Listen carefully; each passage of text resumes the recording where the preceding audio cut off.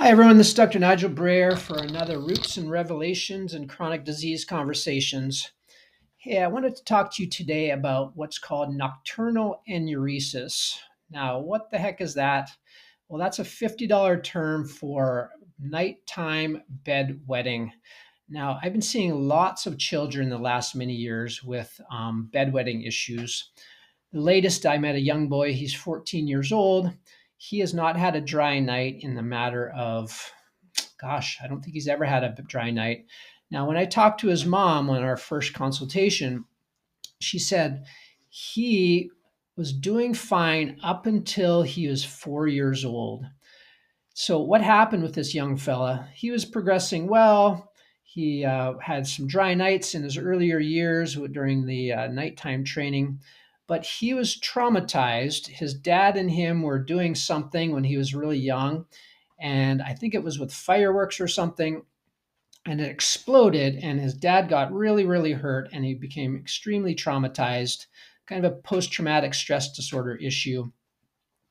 Ever since then, her son has been unable to be dry at night. So she had went through the usual routes. She saw her primary doctor, the pediatrician. They checked the anatomy and physiology, and the general consensus over the last many years is he'll outgrow it.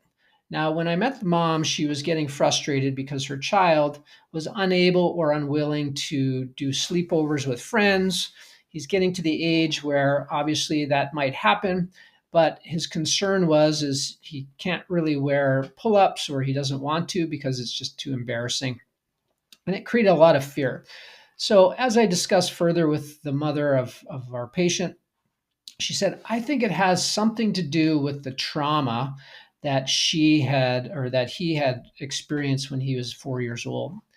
Now, I did an examination on this young fella, and we checked his spine, we checked his nervous system.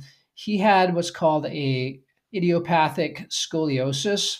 Now, the measurement of that is he had about a 7-degree curve, which wasn't that great. Scoliosis means a curve in the spine. Now, why this is important is because the spine, of course, affects the nervous system. The nervous system is essentially a very intricate computer where you have your brain, then you have wires that go out. They're called efferent nerves. And then that you have wires that go back to the brain called afferent nerves. So what occurs is your brain is constantly sending information to all component body parts, and your body parts are intermingling with each other. Now, let's talk a little bit further about that. So, when we think about the spine and the nervous system are directly connected. Now, this young fellow had a scoliosis, which is a curve. Now, it clearly was not or is not the cause of his entire problem, but it's something to be considered, is that's going to influence the nervous system. Now, when we talk about treating any type of condition, we really look at three different components that can influence it. There's the physical component. Physical meaning, what's the structure? What's the anatomy? Are the parts damaged? Are they been injured? Are they dysfunctional in some way? Now, in this young fellow's case, is his body frame, he had a scoliosis, which is a curve, and also he's a young modern day 14-year-old boy. So unfortunately, he spends a lot of time on his cell phone. And of course, he had what's called anterior head carriage, where his head is trajected forward. Now, when we examined him, we saw there was a lot of neck tension and discomfort as a result of his head being forward, which is most notably probably from his cell phone use and school and all those other things. Now, that's not the be-all, end-all of all issues. So when we talk about natural healthcare providers, a lot of people think that the one thing is the cause of all the problems. Rarely is that the case. Usually one thing is a partial cause.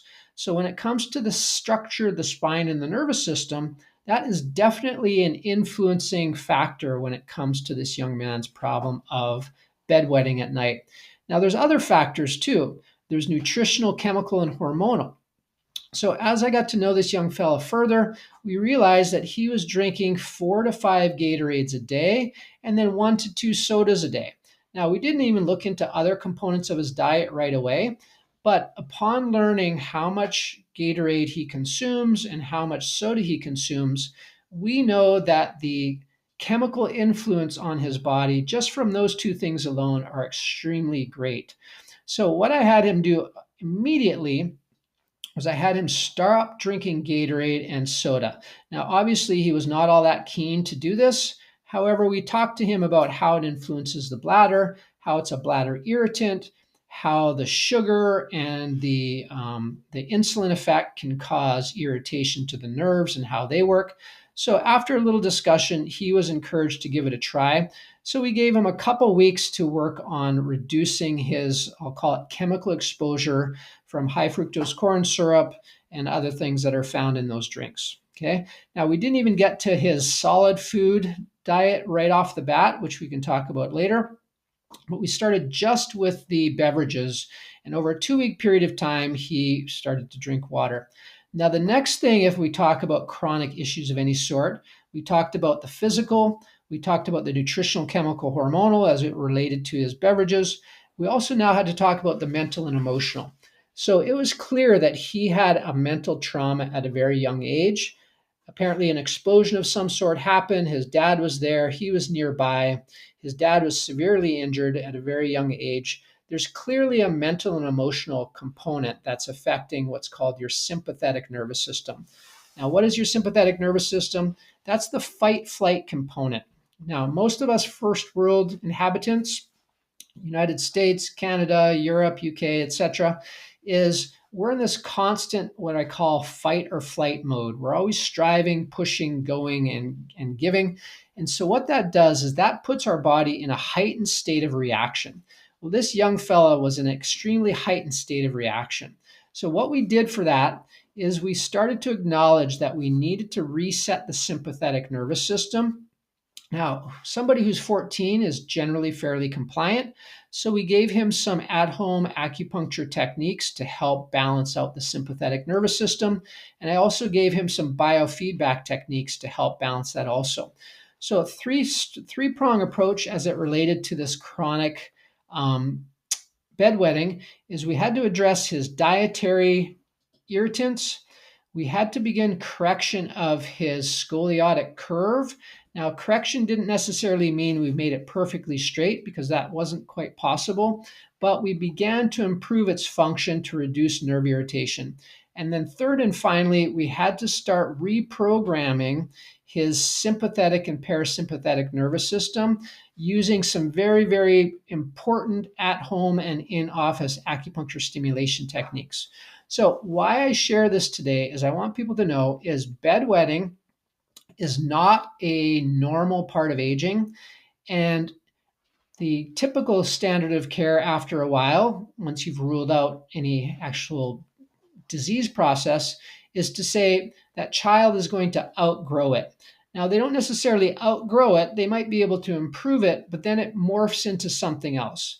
What the key is all stressors build, and our body has to use energy to manage those stressors. So I liken it to an emergency brake in your car. Is if you have an emergency brake on that's only 10% on, well, you're going to increase the energy to overcome that emergency brake. If you have the emergency brake on 50%, you're going to have to expend even more energy. So now that car's ability to drive up hills and around and up and down or pull something is lessened. Now imagine you're expending, or the emergency brake is 90% on, and the amount of energy it's going to take that vehicle just to do simple normal things, driving down a flat road, etc., let alone now doing something more challenging like a mountain road or pulling something up a hill. Well, that silly analogy is a liken to our body, is if we're using energy for things that aren't necessarily helping us, they're creating resistance. And that resistance over time has to morph into some sort of condition or some sort of disease. So the answer of any sort of disease is to look and say, hey, what areas of my life are creating resistance? Now, we break it down into three simple spots. There's physical resistance, there's nutritional, chemical, hormonal resistance, and there's mental and emotional resistance. So, as a doctor who specializes in natural health like myself, my job is to help us identify where those resistance areas are and then take tangible, simple steps to start to make the changes. So thanks again for joining us. I hope you learned something new today, and we'll talk to you soon.